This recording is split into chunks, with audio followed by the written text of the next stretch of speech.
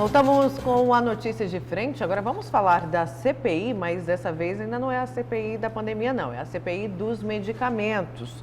A CPI dos medicamentos vencidos, encontrados no Centro de Distribuição de Medicamentos e Insumos de Cuiabá, tem uma nova etapa. Alguns nomes devem ser ouvidos a partir de amanhã. Então vamos saber mais com a repórter Nayana Bricá. As oitivas da CPI devem começar a partir de amanhã. O relator da comissão, vereador Marcos Brito, está com a gente e tem mais detalhes. Vereador, já tem definido aí os nomes que serão ouvidos nessa primeira oitiva? Nós vamos ouvir todas as pessoas envolvidas do processo licitatório até a confecção do contrato e assinatura, né? E iremos escalonar semanalmente, ouvir pelo menos 4 pessoas por semana. E após essas oitivas aí, qual vai ser o próximo passo? Durante as oitivas, nós já vamos fazer a requisição de documentos também, né? A gente não tem todas as informações e os balanços dessa denúncia, né, dos medicamentos. Nós não temos esse levantamento preciso.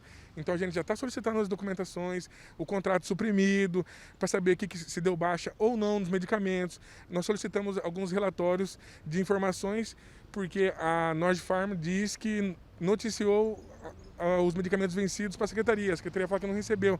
Então a gente vai requisitar todo esse tipo de documento. A partir de amanhã, a primeira oitiva acontecendo aqui na Câmara, quem será o primeiro a ser ouvido? Já pode adiantar para a gente esse nome? Olha, nós fizemos alguns ofícios para requisitar essas pessoas. A informação que eu tenho já foram 2, né, que foram confirmadas para sexta-feira. O ex-secretário de Saúde e um gerente de TI da Secretaria de Saúde.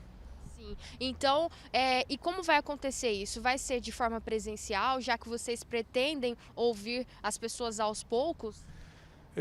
Aqueles que não fazem parte de área de risco terão a oportunidade de ser ouvidos virtualmente, né?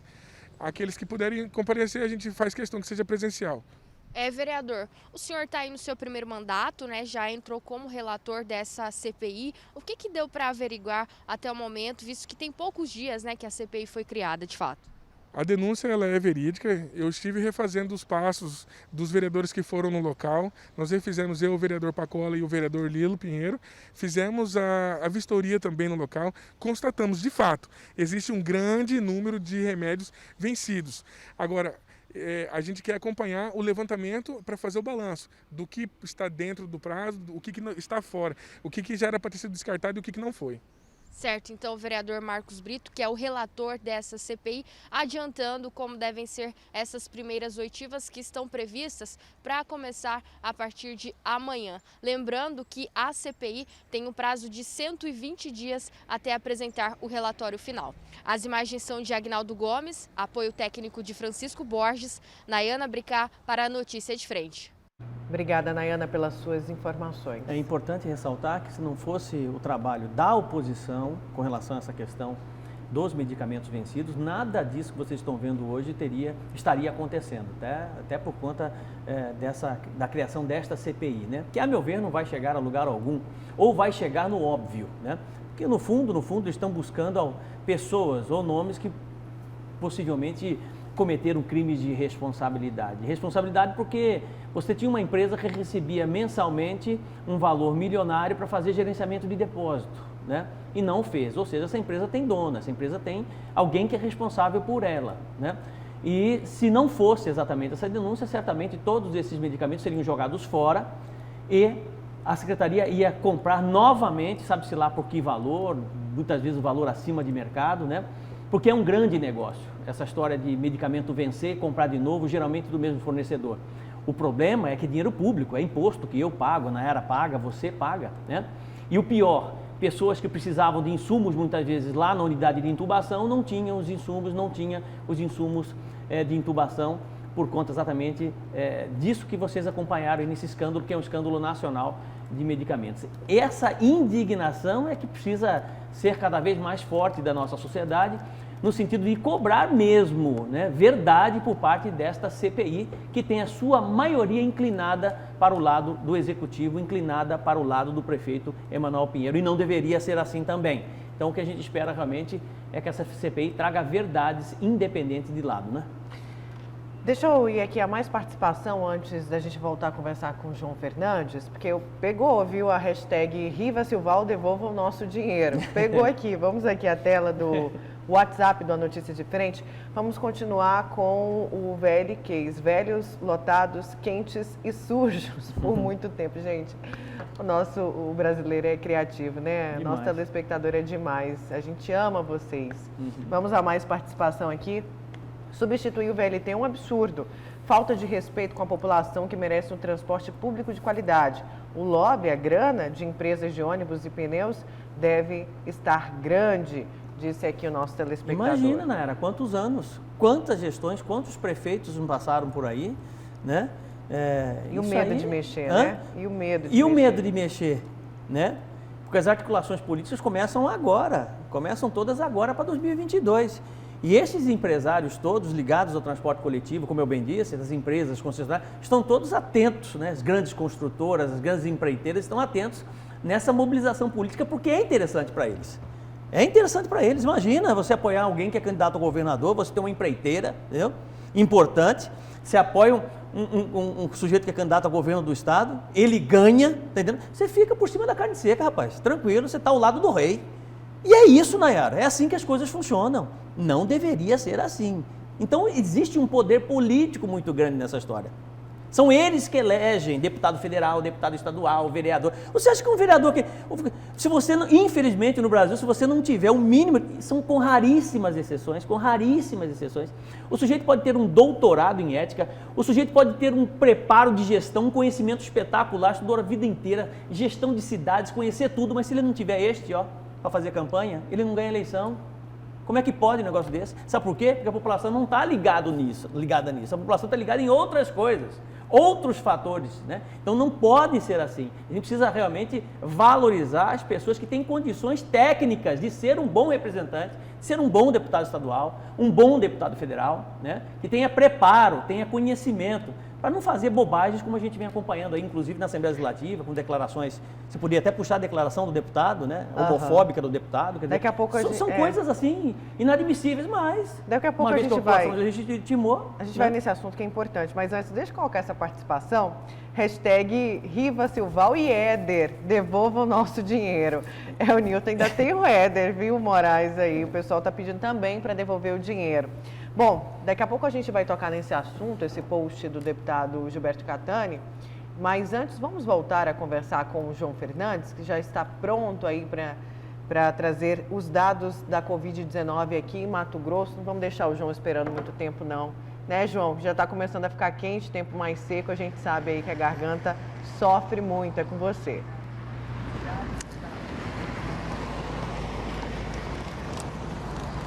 Solzinho judiando logo cedo, né, Nayara? E com informações preocupantes, viu? Primeiro, a morte de um jovem de apenas 22 anos, morador de Sorriso, no interior do estado. Além dele, mais 38 pessoas perderam essa batalha para a Covid-19. Isso nas últimas 24 horas. Além desse número assustador, nas últimas 24 horas também, o estado, ele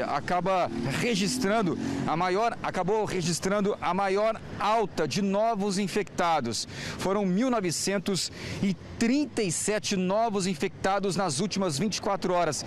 Aliás, há 9 dias consecutivos que o estado fica acima dos 1.700 novos infectados. Isso mostra que o povo está relaxando, infelizmente, relaxando com os protocolos de biossegurança, distanciamento, não é? Também o uso de máscara, principalmente isolamento social, que está fazendo com que esses casos voltem a aumentar, e isso preocupa demais. Agora na tela para você os números absolutos da Covid-19 aqui no nosso estado, Mato Grosso, que registra até o momento 388.207 casos confirmados até o momento. Nesse período, né, desde março do ano passado, Mato Grosso registra, portanto, 10.548 óbitos, ou seja, 10.548 pessoas perderam a vida para o coronavírus, recuperados até o momento 366.623. Pessoas internadas até esse momento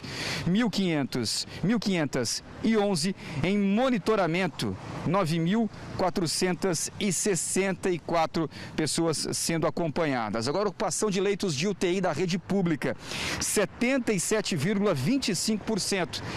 Da enfermaria, leitos de enfermaria, que é a porta de saída dos hospitais, 36%. Portanto, esses os números absolutos, e essas duas informações trazem muita preocupação, né? A morte desse jovem de apenas 22 anos e essa maior alta, né, de novos infectados até o momento aqui no estado, o que alerta a gente para tomar ainda mais cuidado, né, Nayara? Volto contigo. Certeza, João, mostra o quanto esse vírus é perigoso e que não tem essa de grupo de risco, né? Afeta todo mundo e mata quem a gente menos espera. Atletas, jovens, e infelizmente pouco ainda se sabe sobre esse vírus. Existe uma preocupação muito grande no Brasil, inclusive do próprio Ministério da Saúde, no sentido desse relaxamento. As pessoas estão tomando vacina, né? Estão achando que estão protegidas e não é assim, ela não dá 100% de garantia. Nós tivemos um índice, por exemplo, de pessoas que tomaram a primeira dose, tomaram a segunda dose e estão contaminadas, foram contaminadas leve com o coronavírus, né? E não vão a óbito, de certa forma, na maioria das vezes. Mas é um problema, porque realmente, sabe... A gente ainda não tem um registro de quem tomou todas as doses e morreu. Mas, o que acontece? Você está imunizado, você pega de forma leve, e aí o seu colega não está imunizado, porque ele ainda não tomou a vacina. Aí ele pega de forma mais severa e acaba morrendo. Exatamente, esse é o caminho do vírus. Por isso que a gente fala para que todo mundo continue com as medidas de biossegurança, até que o mundo inteiro esteja livre dessa doença, imunizados. Olha, deixa eu voltar aqui para o nosso telespectador, porque, olha, pegou a hashtag, viu, gente? Hashtag, esse aqui foi além, postou a foto aqui. Hashtag, devolva o nosso dinheiro, Eduardo. Postei isso aí correndo. Não saia correndo, Eduardo. Você é um homem de bem, uma pessoa que não tem aí, né... Enfim, como investigação, denúncia e condenação, como alguns desses que estão na foto. Não saia correndo, não. Pode postar com a consciência livre, é nosso direito aí, claro, implorar por justiça. Mais gente participando, bom dia, bancada. A população tem que se indignar e participar e exigir que os responsáveis, ou melhor, irresponsáveis, pelo caso dos medicamentos vencidos, tenham que responder criminalmente, pois vidas foram ceifadas por falta desses medicamentos. Temos que dar um basta nisso, pois isso foi feito premeditadamente para alguns lucrarem. Tenha um ótimo dia, meu nome é Benedito, sou do Jardim Imperial de Cuiabá. Concordo plenamente com você, Benedito. Também concordo. Tem que ter punição. E a gente, claro, fica com um pouco de receio com a CPI, mas a esperança é a última que morre. Exatamente. A CPI ainda está andando, então vamos confiar que esses representantes que a gente escolheu façam o papel deles. Isso. Tem mais gente aqui participando? Nayara, está tendo um leilão da CEMOB. É justo, né? Você comprar um carro e depois ter que emitir uma nota na Secretaria da Fazenda pagando o ICMS? Muitas pessoas não querem mais comprar no leilão de Mato Grosso. Ouvi falar que é o único estado que cobra o ICMS do leilão. Faz uma matéria sobre isso, por favor. Aí está pedindo para você comentar também. Nunca ouvi falar isso. Também não conheço traz nada até aqui, ó, o artigo é o 9.3, que fala que caberá ao arrematante o pagamento dos valores do ICMS. Nunca ouvi falar. Eu não sei se é só o Mato Grosso, mas realmente é um problema, né? Porque acaba saindo um valor além do que aquele que você programou. E a gente sabe que leilão, geralmente, de veículos, tem que dar o dinheiro à vista. À vista. Isso eu sei. Verdade. Tem muita gente ainda participando, falando aí sobre as comorbidades. Vamos lá, por favor. Quando procurar informações das pessoas que veio a óbito. Muitas vezes, mesmo sendo jovem, mas tem problemas de saúde, comorbidades. Não é bem assim não, viu? Tem muitos jovens sem comorbidades. Isso aí são dados que a Secretaria Estadual divulga pra gente, tá? Atletas, muitas vezes, né? Esses dados são divulgados pela Secretaria Estadual. E aí vem ali no panorama, que inclusive você, cidadão, tem acesso lá no site do governo do estado. Vem falando qual foi o gênero, se é mulher, se é homem, e a idade e se tem ou não comorbidades. Alguns jovens, está escrito ali, sem comorbidades. Exatamente. Bem isso mesmo. Vamos aqui ao GD, ao portal Gazeta Digital, falar de uma polêmica.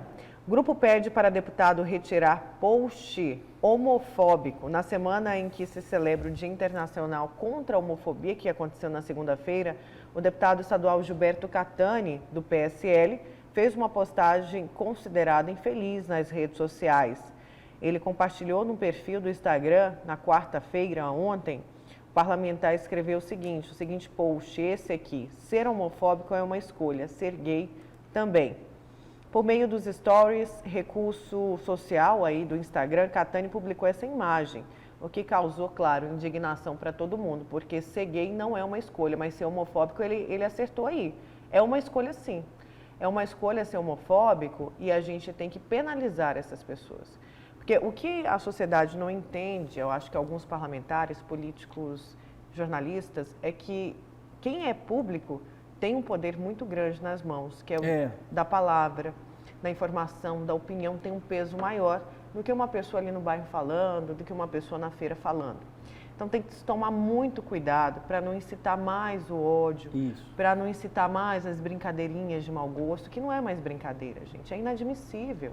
Quantas pessoas já morreram por conta da sua opção sexual? Muitas. O país é livre, as pessoas são livres, o direito é para todos. Não importa a idade, não importa o gênero, não importa a cor, a gente tem que coibir esse tipo de atitude. E, nobre deputado, foi infeliz, o senhor deveria pedir desculpas. Eu tenho certeza que o senhor não quer ser lembrado por isso. O senhor quer ser lembrado pelas obras, pelos projetos e não por esse tipo de situação. Exatamente, porque isso você vai acabar incitando cada vez mais a intolerância e é tudo que a gente não precisa. O meu avô, que era um sábio, né, os dois avós, né, o João Francisco, meu avô por parte de pai, e o João Vilar por parte de mãe, né, duas pessoas muito equilibradas, muito ponderadas, né, e eu sempre fui muito elétrico, não parava, né. E um certo dia, meus pais tinham viajado e ele virou para mim, eu estava aprontando, falando de um lado para o outro e tal, e acabei falando uma bobagem. Ele me chamou lá na rua Candoariano, né? Me chamou e falou assim: meu filho, presta atenção numa coisa. Eu devia ter uns 8, 9 anos de idade. Quem fala demais dá bom dia para cavalo. Então preste atenção no que você vai falar. Uma vez que você fala, não tem mais como recuar, né? Então pondere na sua fala, preste atenção antes de desvelar qualquer tipo de opinião. E o deputado foi muito infeliz. Dá para recuar? Dá para pedir desculpas? Claro que dá. Sem dúvida que dá para pedir desculpas, né? Você pode até não aceitar uma situação, mas é preciso que você aprenda a respeitar essa situação. E isso que faz com que realmente essa roda da sociedade funcione de forma equilibrada e que a tolerância possa prevalecer. Isso que é importante numa sociedade, né? E quando você vê um representante desse, que é um deputado, né, que deveria ser admirado pelos seus atos, não será por conta exatamente de uma atitude como essa. Enquanto nós tivermos líderes que não dá para você ter admiração por eles, nós teremos uma sociedade capenga e crianças, de certa forma, sem nenhuma referência. Quando eu falo aqui da educação, eu falo exatamente nesse sentido, para que nós tenhamos cada vez mais representantes que realmente nós possamos admirá-los e, com isso, construir uma sociedade melhor. É isso aí. Isso mesmo. Vamos a outro destaque aqui do GD, do portal Gazeta Digital, falar de eleições. Gisela diz que não há surpresas e garante que o deputado sabia sobre troca do comando no PROS. Considerada uma das principais lideranças do partido, em Mato Grosso, a advogada Gisela Simona disse que não vê com nenhuma surpresa a destituição do deputado João Batista da presidência estadual da sigla. Em entrevista ao GD nesta quarta-feira, Gisela foi enfática ao afirmar que o colega já estava ciente da posição nacional da legenda e sabia que seu mandato acabaria em maio. Lembrando que aqui também já começa, né, uma disputa, na verdade um jogo das cadeiras para começar a desenhar os nomes para 2022. Para 2022, tanto para o Estado, né, para deputado estadual, para deputado federal, senador, que é uma vaga que vamos ter no próximo ano, governo e presidência. O próprio Democratas, que é um dos maiores partidos, se não é o maior partido do estado de Mato Grosso, né, acabou se mobilizando na última segunda-feira, já pensando em 2022. Os pontos de pauta exatamente dessa reunião da cúpula do DEM foi exatamente isso. Primeiro cobraram o presidente Fábio Garcia, no sentido de se posicionar com relação a 2022, que até então estava ali adormecido, né? E todos, claro, cobrando uma posição dele, né? Outro ponto de pauta foi a questão da situação do deputado Dilmar Dal Bosco. O que nós vamos fazer com o Dilmar Dal Bosco depois dessa acusação de corrupção, de desvio, de propina, essa história toda, esse pesadelo que o deputado está vivendo? Vamos blindá-lo, vamos apoiá-lo e não fazer nenhum pré-julgamento? O que é que nós vamos fazer? E o DEM acabou, de certa forma, né, abraçando, acolhendo, né, um dos seus membros, um dos seus deputados, para que a justiça possa apurar aí o que foi apontado nessa denúncia toda aí com relação ao deputado. E o outro ponto de pauta, claro, 2022, já pensando se vão apoiar Mauro Mendes, se não vão apoiar Mauro Mendes, se vai ter candidato novo, se não vai ter candidato novo. Então, essas mobilizações, uma vez que está todo mundo sendo vacinado, né, cada vez mais as pessoas já pensando em 2022. Com certeza. Gente, agora às 7h03, vamos para mais um intervalo e a gente vai para o intervalo com imagens do trânsito. Vamos ver aí qual que é o ponto através das câmeras da Secretaria de Mobilidade Urbana. Temos imagens do trânsito. Olha só o trânsito na Fernando Correia. Já mudou completamente, gente. Olha hein? como já mudou. Atenção aí, quem for passar por essa região, sentido centro. Olha o trânsito praticamente parado. Aconteceu ainda, alguma coisa, Fernando né? Era para Correia. ficar parado desse jeito? Não é possível. Muita atenção aí aos motoristas, se puder escolher uma rota alternativa, faça isso, porque olha só aí o trânsito na região. A gente já volta com a notícia de frente.